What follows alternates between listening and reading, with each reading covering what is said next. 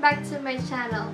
This video will be my first ever video for the year 2018, and I know it's really late, but at least I'm catching up kasi buong January and first week to second week ng February, I'm a bit busy, so wala na ako ng time mag-film, but at least ito na siya. And for today's video, I will be showing you what's inside my makeup kit bag. But before anything else, I would really be glad if you hit the subscribe button down below and the ring bell beside it so you will be notified every time I post a video. So without further ado, let's get started. And yes!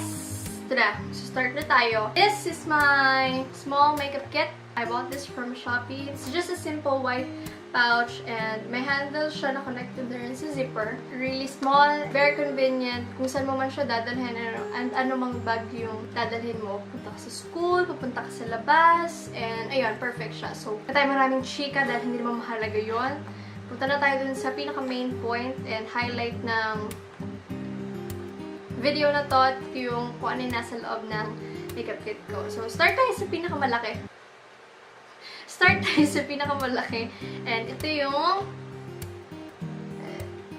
Belo Sun Expert Perfecting Shield Tinted Sunscreen. I know marami nang nagre-review nito and marami nang nagre-rave about this. Actually, magpa-purchase sana ako online. And makuha ko siya for 450. But last February 10, birthday ko, pumunta kaming SM, and nakita ko to sa Watson, hinanap ko, and meron na lang natitira doon about 5. And then, I got this. So, it's 449.75 pesos, ganyan. And, ayun, kinuha ko siya. Tapos, sabi ko, kasi ako pag kumukuha, hindi ko agad kinukuha ko ano yung nandun sa ibabaw. Eh, nakuha ko yung nasa ibabaw. Tapos, mga wala pang, siguro 3 minutes lang. Sabi ko, ay, papalitan nga nito, ganyan. Tapos, makita ko, wala na siya. And, marami talaga nag-rave about this. So, ito ay sunscreen lang. This is really important, lalo na pag nasa Pilipinas ka na hindi mo ma-predict kung anong panahon. And hindi lang naman yun, kahit nasaan ka man, kailangan mo na sunscreen. What's really good about this is meron siyang coverage, though hindi ko pa siya talaga na gagamit but na-swatch ko na siya. And it's really good kasi hindi siya nakaka-cause na acne at hindi siya nakaka-clog ng pores. Ito siya. Next thing na meron dito sa loob ng aking makeup kit is this brush. Ayan siya. This is just a small paddle brush. Ganyan lang siya. Ito, pwede mo siya i-blend with your fingers or with your hands lang. Yung ganyan. Both hands. But, ito, pwede mo siya gamitan ng brush. Actually, this brush, hindi ko siya masyado nagagamit. Before, nagagamit ko siya nung ang dinadalo ko pa is yung isang nilalagay ko sa mukha. But, ayun, nagbago na. And, ayoko na masyadong marami retouch. So, ito, pwede sa powder. Synthetic siya. Ganyan. Small rainbow paddle brush. Cute lang. Perfect lang dito. Maliit lang siya.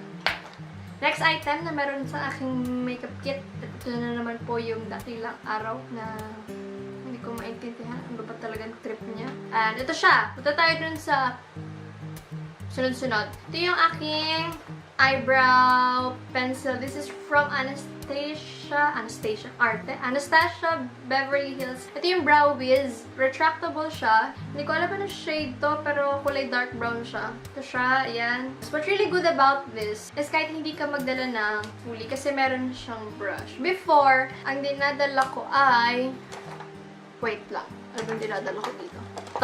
Ito. Ito yung dinadala ko. Ito yung Gigi Hadid x Maybelline collaboration nila. Ito yung kanilang eyebrow pencils. The reason why I love to bring this is because, yun nga, meron na siyang brush sa dulo. So, kahit hindi na ako magdala ng spoolie, okay lang. And kaya bakit hindi ko na siya dinadala is because, ubus na siya! Oh my god, putol. Basta, ubus na siya. Siyempre, pag wala naman, ano. Oh, let's move on. And the next thing na meron ako dito is ito.